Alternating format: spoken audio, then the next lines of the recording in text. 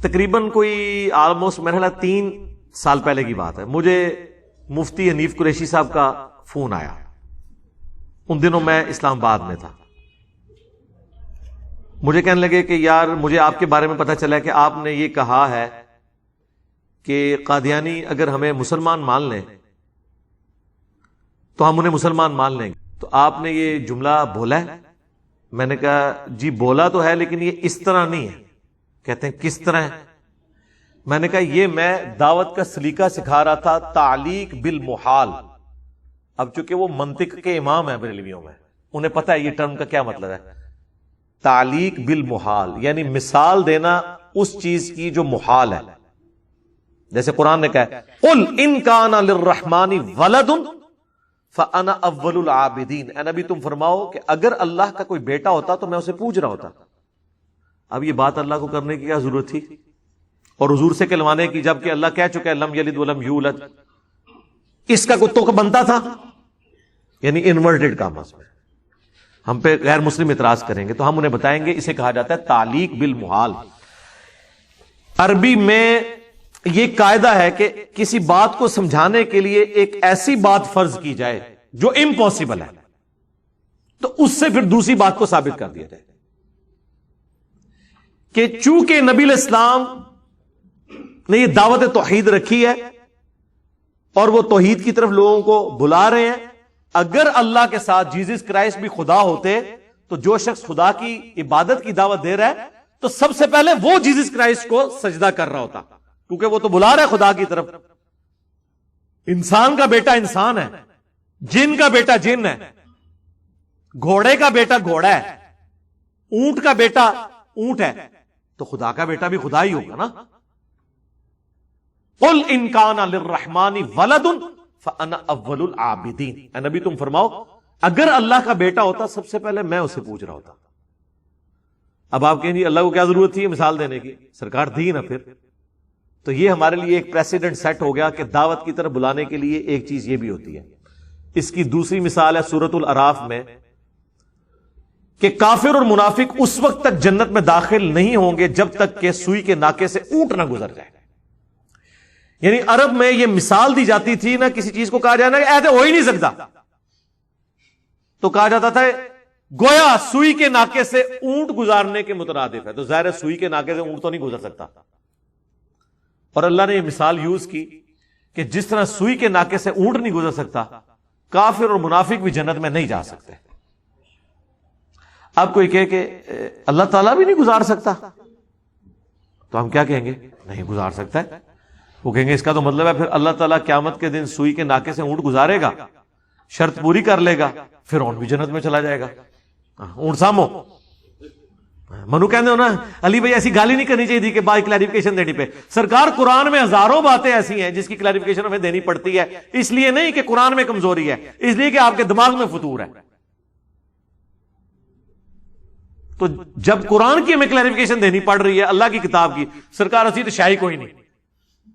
ٹھیک ہے تو ہم کیا کہیں گے؟ او یار اللہ یہ نہیں تھا بتانا چاہ رہا، اللہ تمہارے فزیکل ورلڈ کی بات کر رہا تھا، یہی کہیں گے نا. اسے کہا جاتا ہے تعلیق بالمحال. اس میں میں نے قادیانیوں کو یہ کہا تھا، جب میرے پاس کچھ قادیانی آئے انہوں نے کہا کہ جی مطلب پہلے تو وہ ڈر رہے تھے آتے ہوئے کہ یہاں پہ لوگ کیا کہ میں نے کہا یار یہاں سارے لوگ آتے ہیں، آپ آئیں بات کریں، ہم آپ کو بتائیں گے آپ کو کیا کیا دھوکے دیے گئے. وہ بات چلتے چلتے نا میں نے کہا یار دیکھو آپ یہ جو تماشا ہے کہ تم لوگ کہہ رہے ہو کہ ہمیں کافر کہہ کے باہر نکال دیے، تو تم لوگ بھی تو کافر کہہ رہے ہو نا ساروں کو. کہنے لگے نہیں علی بھائی ہم تو آپ کو کافر نہیں سمجھتے. میں نے کہا واہ، یہ بات اپنے کسی مربی سے لکھوا کے لے آؤ نا تو ٹھیک ہے، ہم بھی آپ سے کفر کا فتویٰ اٹھا لیں گے. ٹائم قیامت تک جے، ہاں ٹائم قیامت تک جے. آج سرکار اس گل نو بھی میرے خیال 10 سال گزر چکے ہیں، وہ گئے جے واپس نیچے مڑ کے آئے. کیوں؟ یہ میں نے بات کیوں رکھی تھی تعلیق بالمحال؟ کیونکہ اگر کوئی شخص مجھے یہ کہے کہ تم غلام احمد قادیانی کو دجال مانو تب بھی تم مسلمان ہو، تو اس کا مطلب یہ ہے کہ غلام احمد قادیانی نبی نہیں ہے، کیونکہ نبی کا انکار کرنے والا مسلمان ہو ہی نہیں سکتا. یہ اسی طریقے سے میں آپ کو یہ کہوں کہ تم نبی علیہ السلام کو اللہ کا پیغمبر نہ بھی مانو تب بھی تم ہمارے مسلمان بھائی ہو، یہ ہو سکتا ہے؟ تو یہ میں نے ان کو تعلیق بالمحال والی بات کی تھی کہ اگر تم یہ لکھوا کے لے آؤ اگر اللہ کا کوئی بیٹا ہوتا تو میں عبادت کرتا. بیٹا نہیں ہے، عبادت نہیں ہے.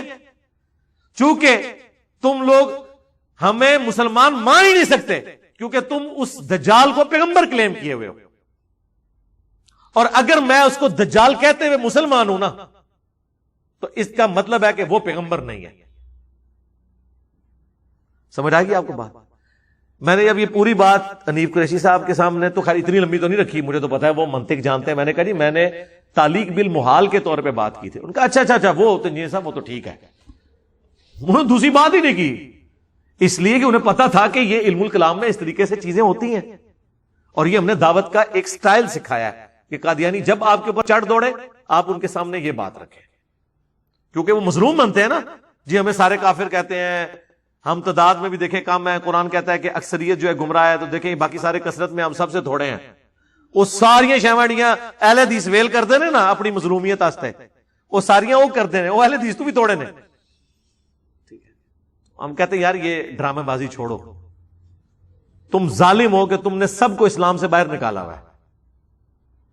تو عام آدمی کو تو پتہ ہی نہیں ہوتا، وہ جب آتا ہے تو، اور اس کی برکت سے ہم نے کئی قادیانیوں تک اسلام کی بات پہنچائی ہے. ہم نے چندہ نہیں نہ اکٹھا کرنا ہوتا، ہمیں کوئی فرق نہیں پڑتا.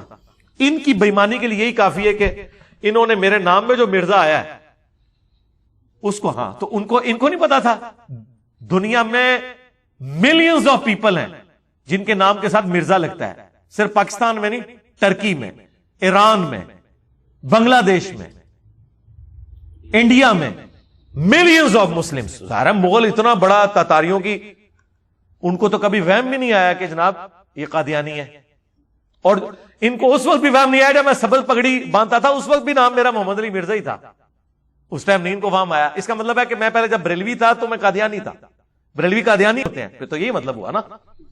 ٹھیک ہے، یہ ظلم کرتے ہیں. وہ لال داڑھی والے نے کہا تھا نا مرزا ہے تو پھر قادیانی بھی ہو سکتا ہے. کہتے ہیں کہ آج کل یوٹیوب پر ایک آدمی ہے محمد علی مرزا اس کا نام ہے، وہ آپ کو بھی غلط کرے. مرزا کا نام بھی تو خطرناک ہے نا،